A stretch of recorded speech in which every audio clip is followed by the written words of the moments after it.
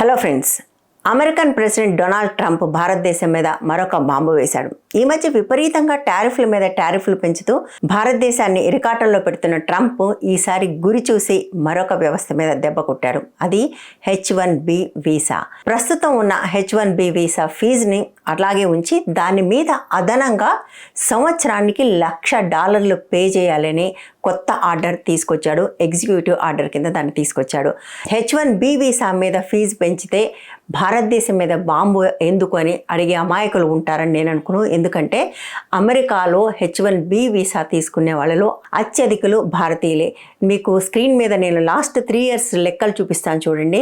71 నుంచి 72.5% భారతీయులే H1B వీసాలు తీసుకుంటున్నారు. సంవత్సరానికి దగ్గర 4 లక్షల H1B వీసాలు ఉంటే అందులో 3 లక్షల వీసాలు భారతీయులవే ఉంటున్నాయి. అంటే అన్ని కొత్త వీసాలు కాదు, ఆల్రెడీ ఉన్న వాళ్ళ రెన్యువల్స్, కొత్తగా వెళ్ళేవాళ్ళు అందరూ కలిపి ప్రతి సంవత్సరం భారతీయుల H1B వీసాలు 71 నుంచి 73% ఉంటున్నాయి. ఇది అమెరికాలో ఉద్యోగం చేద్దాం అనుకున్న ఇండియన్ టెకీలకు మాత్రమే సమస్య కాదు, ఇండియన్ సాఫ్ట్వేర్ దిగ్గజాలకు కూడా ఇది చాలా పెద్ద సమస్యగా మారబోతుంది. ఎందుకంటే భారతదేశంలో సాఫ్ట్వేర్ కంపెనీలన్నీ దాదాపుగా బాడీ షాపింగ్ కంపెనీస్. అంటే వాళ్ళు ఇక్కడ కొంతమందిని రిక్రూట్ చేసి వేరే వాళ్ళకు ప్రాజెక్ట్స్ చేస్తారు, కానీ ఇవేవి కూడా మైక్రోసాఫ్ట్ లాగానో గూగుల్ లాగానో ఇన్నోవేటివ్ కంపెనీస్ కాదు. అంటే మన ప్రోడక్ట్ బేస్డ్ కంపెనీస్ కావు, కేవలం పీపుల్ బేస్డ్ కంపెనీస్. అది కూడా అమెరికన్ కంపెనీలకు పని చేయడానికి ఇక్కడ నుంచి హైర్ చేసి మధ్యలో దళారీలుగా వ్యవహరించే కంపెనీలు. TCS, ఇన్ఫోసిస్, విప్రో ఇవన్నీ కూడా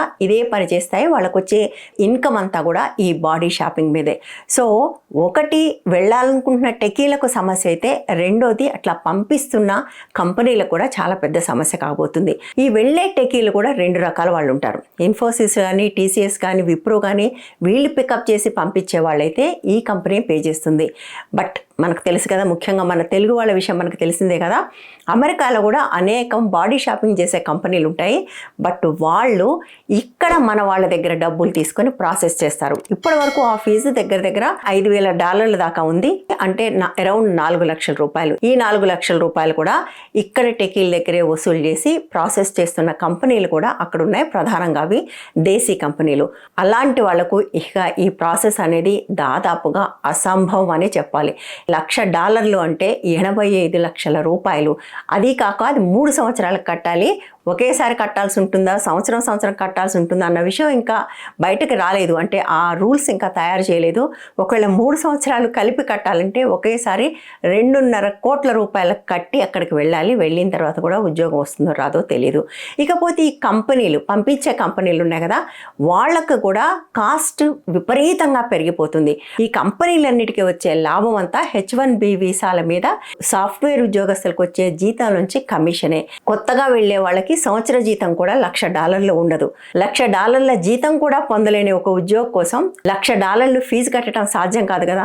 కాబట్టి ఆ రకంగా కూడా చాలా మందికి ఇది సమస్య కాబోతుంది. అయితే ఇది మనకు మాత్రమే సమస్య, అమెరికన్ కంపెనీల సంగతి ఏంటి? అమెరికన్ కంపెనీలు కూడా సమస్యే. ప్రధానంగా టెకీల కోసం భారతదేశం మీదనే డిపెండ్ అయి ఉన్నారు. ఎందుకంటే భారతీయులకు టెక్నాలజీతో పాటుగా ఇంగ్లీష్తో ఉన్న పరిచయం వల్ల వాళ్ళకి పనిచేయడం సులువుగా ఉంటుంది. కాబట్టి వాళ్ళు భారత టెకీల్ని హైర్ చేస్తున్నారు. వాళ్ళకు కూడా సమస్య అవుతుంది. మరి ట్రంప్ ఈ పని ఎందుకు చేశాడు?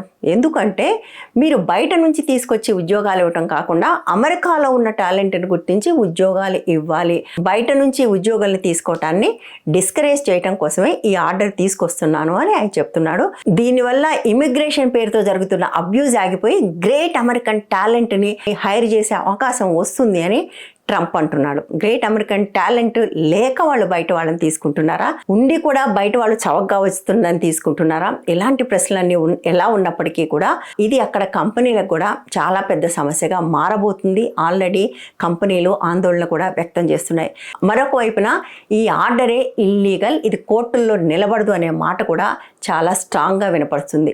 ప్రెసిడెంట్ తీసుకొచ్చిన ఒక ఆర్డర్ ఇల్లీగల్ ఎలా అవుతుంది? ఎందుకంటే ఏ దేశంలో అయినా రాజ్యాంగం, కొన్ని చట్టాలు, కొన్ని గైడ్ గైడ్ లైన్స్ ఉంటాయి కదా, వాటిని దాటి ఏదైనా నిర్ణయం తీసుకున్నప్పుడు అది చట్ట వ్యతిరేకమే అవుతుంది. అమెరికాకు కూడా ఇమిగ్రేషన్ చట్టాలు ఉన్నాయి. ఈ చట్టాలన్నీ కూడా కాంగ్రెస్ రూపొందించింది. కాంగ్రెస్ తీసుకొచ్చిన చట్టాలను దాటి దాన్ని మించి ఏదైనా ఎగ్జిక్యూటివ్ ఆర్డర్ తీసుకొచ్చినప్పుడు అది చట్ట వ్యతిరేకమే అయ్యే అవకాశం ఉంటుంది. ఇది కూడా అక్కడ ఇమిగ్రేషన్ లాస్ ని అతిక్రమించిన ఆర్డర్ కాబట్టి ఇది నిలవదు అనే మాట అంటున్నారు. ట్రంప్ ఈ విషయం ప్రకటించిన కొద్ది గంటల్లోనే ఇమిగ్రేషన్ మీద పనిచేస్తున్న అనేక సంస్థలు కోర్టుల్ని ఆశ్రయించాయి. కోర్టులు బహుశా దీన్ని స్టే చేయొచ్చు అనే మాట కూడా అంటున్నారు. ఎందుకంటే ఇప్పటివరకు ట్రంప్ తీసుకొచ్చిన ఇటువంటి ఆర్డర్స్ లో దాదాపుగా 70% ఇప్పటికే కోర్టులు అక్కడ స్టేలు ఇచ్చున్నాయి. కాబట్టి ఇది కూడా స్టే వచ్చే అవకాశం ఉంది అనే మాట వింటున్నాం. అది కేవలం లిబరల్ జడ్జెస్ మాత్రమే కాదు, కన్సర్వేటివ్ జడ్జెస్ కూడా ఇది చట్టానికి, అంటే దేశంలో ఉన్న చట్టాలు ఏవైతే ఉన్నాయో ఇమిగ్రేషన్ లాస్,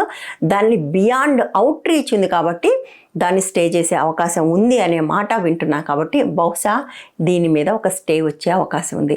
బట్ స్టే మాత్రమే వస్తుంది కానీ పూర్తిగా పోయే అవకాశం లేదు.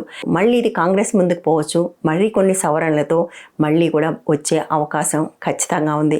సో ఈ నేపథ్యంలో ఇప్పటికే అక్కడికి స్టూడెంట్స్ వెళ్ళటం మానేశారు. మీరు చూసే ఉంటారు, చాలా వైరల్ అయిన రీల్. 2 ఏళ్ల కింద విమానాశ్రయం దగ్గర బంధువులు ఎవరు విమానాశ్రయంకి రావద్దు అంటూ మనకు విమానాశ్రయంలో అనౌన్స్మెంట్స్ కూడా చేశారు. అలాంటి పరిస్థితి నుంచి మొన్న ఆగస్టులో జరిగిన అడ్మిషన్స్కి దాదాపుగా నిర్మానుష్యంగా ఉంది. భారతీయ విద్యార్థులు ఎవరు అమెరికాకు పోనేలేదు, అక్కడ మన పిల్లల్ని పెడుతున్న ఇబ్బందుల వల్ల. నిజానికి అమెరికన్ యూనివర్సిటీలన్నీ బతికేది ఇండియా నుంచి వచ్చే విద్యార్థుల మీదే, కొంత చైనా నుంచి వచ్చే విద్యార్థుల మీద. మనం కట్టే ఎక్కువ ఫీజులతోనే వాళ్ళు అక్కడ పిల్లలకి స్కాలర్షిప్స్ ఇస్తున్నారు. మేజర్ ఫండింగ్ మన పిల్లలు కట్టే ఫీజు నుంచే వస్తుంది. ఇప్పుడు అక్కడ యూనివర్సిటీస్ కూడా చాలా ఇబ్బంది పడుతున్నాయి. అంతేకాకుండా స్టెమ్లో ఉన్న పిల్లలు కూడా, అంటే ఎంఎస్ అయిపోయి ఆ తర్వాత ఉద్యోగం కోసం ఎదురు చూస్తున్న పిల్లలు కూడా చాలామంది అక్కడ పరిస్థితులు చూసి నచ్చక వెనక్కి వస్తున్నారు. 25 లక్షలు, 30 లక్షలు, 50 లక్షలు అప్పులు చేసి అప్పులు తీరకపోయినా పర్వాలేదు, ఇక్కడ ఉండి అవమానాల పాలో లేదా ఎవరి చేతిలోనైనా చావు పాలో కావటం కంటే మన ఊరెళ్ళి ఇక్కడ బతుకుదాం అనుకుంటున్న పిల్లల సంఖ్య కూడా విపరీతంగా ఉంది. బహుశా మీరు కూడా చూసి ఉండుంటారు, చాలామంది పిల్లలు ఎంఎస్ చేసి ఈ సంవత్సరం వెనక్కి వచ్చేస్తున్నారు, అక్కడ ఉండటానికి ఇష్టపడట్లేదు. సో ఇవన్నీ చూస్తుంటే మన భారతీయులకి, ముఖ్యంగా తెలుగు వాళ్ళకి ఉన్న ఒక అమెరికన్ డ్రీమ్ అనేది ఏదైతే ఉందో అది దాదాపుగా షార్టర్ అయిపోతున్నట్టుగానే కనపడుతుంది. కానీ విషాదం ఏంటంటే తిరిగి వస్తే ఇక్కడ ఉద్యోగాలు లేవు. భారతదేశంలో నిరుద్యోగం విపరీతంగా ఉన్న పరిస్థితుల్లో అక్కడ ఉద్యోగాలు లేక, ఉద్యోగాలు చేయడానికి వెళ్ళే పరిస్థితి లేక, ఇక్కడ ఉద్యోగాలు లేక ఎలాంటి పరిస్థితులు వస్తాయో అన్న ఆందోళన మాత్రం చాలా మందిలో కనిపిస్తుంది. మరో వీడియోతో మళ్ళీ కలుద్దాం. Thank you.